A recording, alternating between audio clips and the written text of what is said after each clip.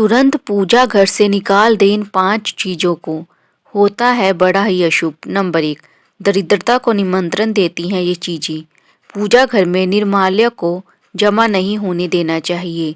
निर्माल्य में अगरबत्ती के खाली पैकेट, पन्नी, बासी फूल, हार या फिर कोई अन्य पूजा से संबंधित अनुपयोगी सामग्री आती है।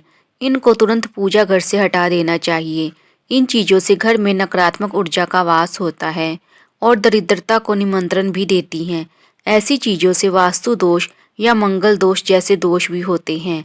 नंबर 2, कई दोष लाती है पूजा की ये चीज़ें। पूजा घर में कभी भी टूटी या खंडित मूर्तियाँ और खराब हो चुकी तस्वीरों को भूल कर भी नहीं रखना चाहिए। मान्यता है कि ऐसी मूर्ति और तस्वीरों से पूजा का शुभ फल भी नहीं मिलता है और नकारात्मक ऊर्जा का वास होता है। कई बार जाने अनजाने टूटी मूर्तियों को छोड़ देते हैं, जिसका अशुभ प्रभाव घर के सदस्यों पर पड़ता है। इस तरह की खंडित मूर्तियां और तस्वीरें घर में अनिष्ट का कारण बनती हैं। परंपरा के अनुसार खंडित मूर्ति और तस्वीरों को बहती नदी में प्रवाहित कर देना चाहिए। नंबर 3, इन चीज़ों से होता है आर्थिक संकट।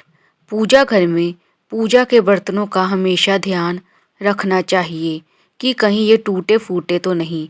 टूटे फूटे पूजा के बर्तनों का प्रयोग करना बहुत अशुभ माना जाता है। ऐसी चीज़ों को तुरंत घर के बाहर रख देना चाहिए ताकि किसी भी तरह के दोष से बच सकें। पूजा घर में टूटे फूटे बर्तनों को रखने से आर्थिक संकट का सामना करना पड़ता है और ये चीज़ें घर के सदस्यों में होने वाले लड़ाई झगड़े का कारण बनती हैं। हमेशा पूजा घर में सही बर्तनों का प्रयोग करना चाहिए, जिससे जीवन में सकारात्मकता आती है। नंबर 4, ऐसी चीज़ों को हटाएं। पूजा घर के नियमों के अनुसार भगवान को अर्पित किया गया प्रसाद भोग लगाकर पूजा घर से हटा देना चाहिए। दरअसल भगवान को अर्पित किया गया प्रसाद भोग लगाने के बाद जूठा हो जाता है। इसीलिए पूजा घर में भगवान को चढ़ाया गया प्रसाद भोग लगाने के बाद तुरंत हटा देना चाहिए। उस भोग सभी में बांट दें और मंदिर को साफ रखें। नंबर 5, अनिष्टकारी होती हैं ऐसी चीज़ें। अगर आपके पूजा घर में भगवान के वस्त्र फटे हुए हैं या फिर पूजा के आसन फटा हुआ है तो उसको भी तुरंत हटा देना चाहिए।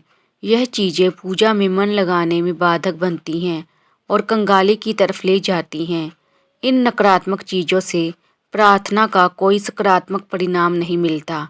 इन चीज़ों को अनिष्टकारी माना जाता है। इनको एक एक करके पूजा घर से हटा देना चाहिए और नई चीज़ों को लाना चाहिए ताकि जीवन में संपन्नता और पूजा का फल भी मिल सके।